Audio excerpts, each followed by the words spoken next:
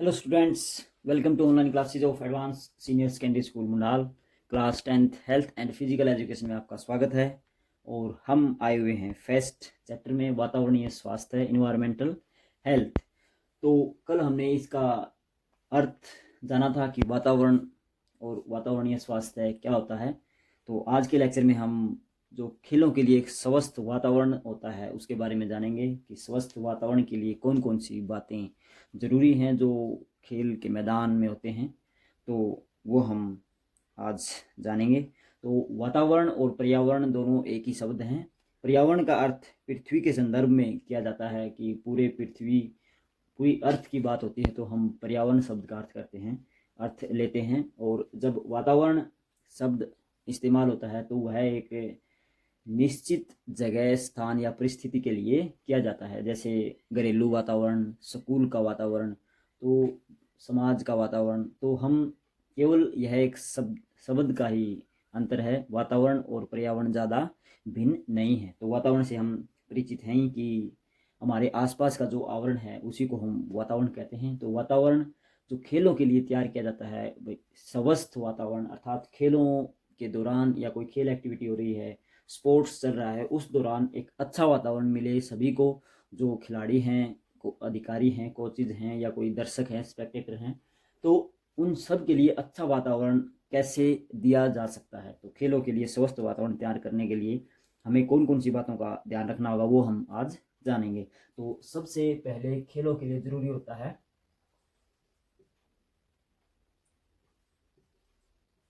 खेल का स्थान, स्टेडियम कह सकते हैं। तो खेल का स्थान एक इम्पोर्टेंट रोल अदा करता है। तो स्वस्थ जो खेलों का स्वस्थ वातावरण है उसके लिए सबसे पहले हमें खेल के स्थान का चुनाव करना होगा।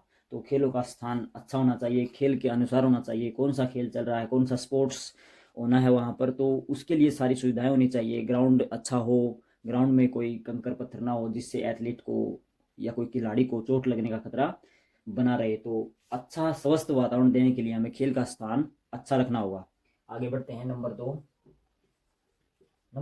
दो है खेल अधिकारी या प्रशिक्षक, जिसको हम कोच भी बोल देते हैं। तो जो खेल अधिकारी या प्रशिक्षक होते हैं खेलों के समय, वो महत्वपूर्ण रोल अदा करते हैं। कई खेल ऐसे होते हैं जो प्रशिक्षक या खेल अधिकारी के बिना संभव नहीं होते, जिसमें चोट लगने का खतरा बना रहता है। तो काफ़ी सारे खेल हैं वो हमें प्रशिक्षक की देखरेख में करने चाहिए, जैसे जिम्नास्टिक, तैराकी, भारोत्तोलन। ये काफ़ी सारे गेम हैं जो प्रशिक्षक के बिना हम करेंगे तो हमें कोई शारीरिक नुकसान पहुंचने का खतरा ज़्यादा बना रहता है। तो खेल अधिकारी या प्रशिक्षक भी एक स्वस्थ वातावरण बनाने में महत्वपूर्ण रोल अदा करते हैं। आगे बढ़ते हैं तीसरे पॉइंट पर। ग्राउंड होते हैं, वहाँ पर अलग अलग रूम बनाए जाते हैं। उन्हीं में से सबसे पहले हम लिखते हैं कपड़े बदलने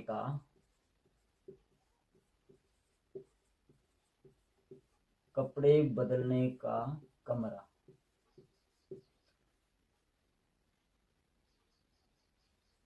तो कपड़े बदलने का जो रूम है, चेंजिंग रूम बोला जाता है, वह भी एक जरूरी माध्यम है खेलों में।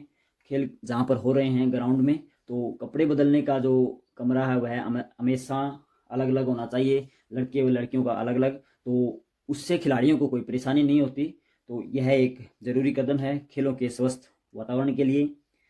नेक्स्ट है जो मैदान है, जैसे हमारा शरीर है वैसे ही अगर मैदान की देखभाल नहीं की जाएगी तो वह खराब हो जाएगा। अच्छे से अच्छा ग्राउंड भी काफ़ी दिन या काफ़ी अरसे तक टिका नहीं रह सकता, उसके लिए उस देखभाल की ज़रूरत होती है। तो मैदान की देखभाल भी कंटिन्यू जारी रखनी पड़ेगी। तो मैदान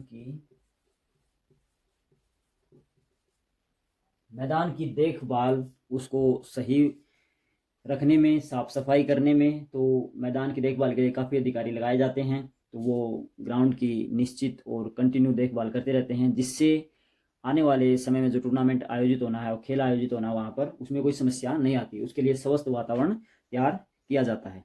नंबर 5 पर हम लिखेंगे जो खेल होते हैं वहाँ काफ़ी दर्शक मैच देखने के लिए आते हैं, तो उनके लिए उचित प्रबंध होने चाहिए। मैं यहाँ पर लिख देता हूँ, बैठने का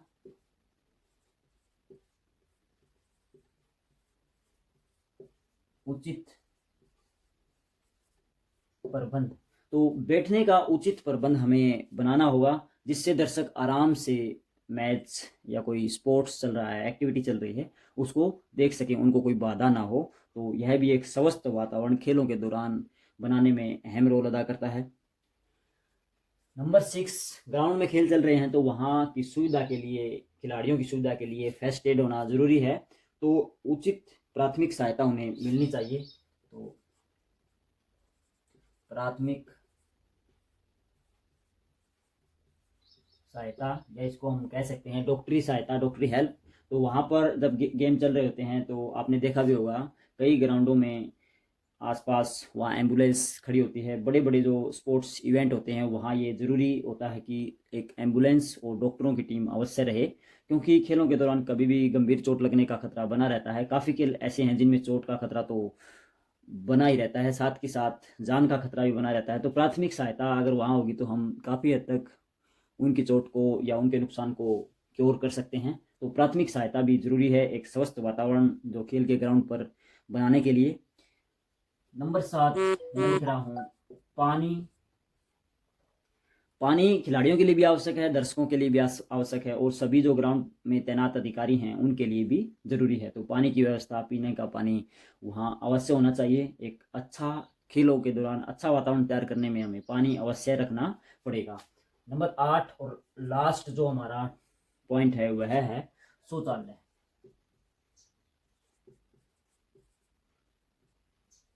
शौचालय की व्यवस्था भी लिख सकते हैं, या ऊपर वाले में पानी की व्यवस्था भी लिख सकते हैं, तो आप उनको कैसे भी कर सकते हैं, आपको समझ में आना चाहिए। तो जो शौचालय है वो भी ग्राउंड में अवश्य होनी चाहिए। बिना शौचालय के ग्राउंड में फिर गंदगी फैलने का भय बना रहता है। तो शौचालय निश्चित होने चाहिए, खिलाड़ियों के लिए भी, दर्शकों के लिए भी, महिलाओं के लिए भी, कोचिज या कोई मैच अधिकारी होते हैं उनके लिए भी अलग अलग शौचालय, जो बड़े बड़े स्टेडियम होते हैं उनमें अलग अलग शौचालय का निर्माण किया जाता है। तो ये सब कारण हैं जो स्वस्थ वातावरण खेलों के दौरान हम बनाए रखने में मदद कर सकते हैं। इनके माध्यम से हम खेलों का स्वस्थ वातावरण तैयार कर सकते हैं। तो आज का हमारा टॉपिक यही था कि खेलों के लिए स्वस्थ वातावरण हम कैसे बनाएं, या खेलों के दौरान स्वस्थ वातावरण, एक हेल्थी इन्वायरमेंट कैसे तैयार किया जाता है। तो ये सब बातें हैं, आप इनको अच्छे से नोट करें, अच्छे से समझें। तो आज के लिए इतना ही। Thank you.